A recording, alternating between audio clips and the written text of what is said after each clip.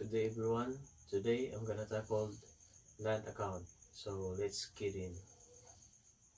Land account is an asset account that records the value of land owned by a business or individual.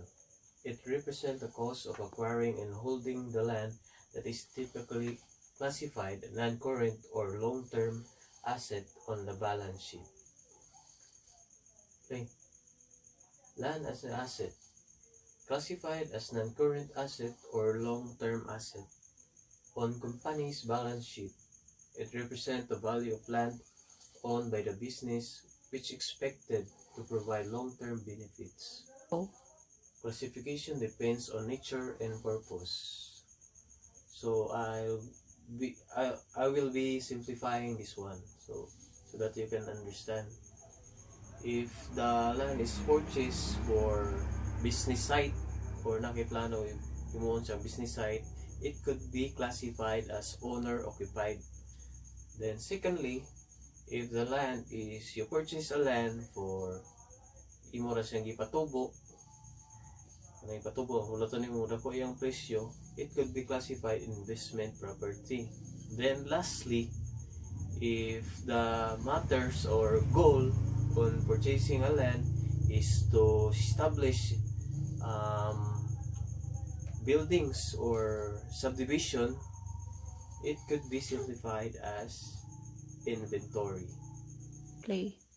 Normal balance. The normal balance of the land account is a debit.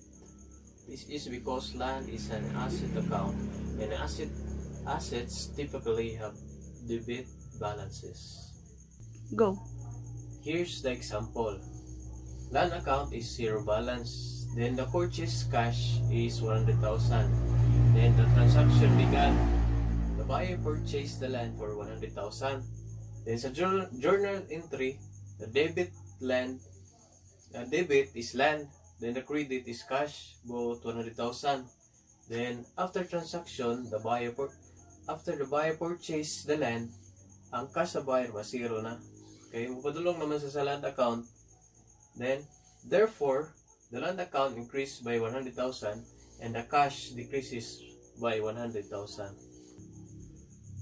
So, I give you a real life example sa basa ko lolo. Si Lolo Jose. Jose purchases a plot of land of 1 box of mega sardines and fighter wine. Purchase transaction. Ibutan mo na ito ang date, January 1. Kaya dugay naman ito, kabalo, 1950.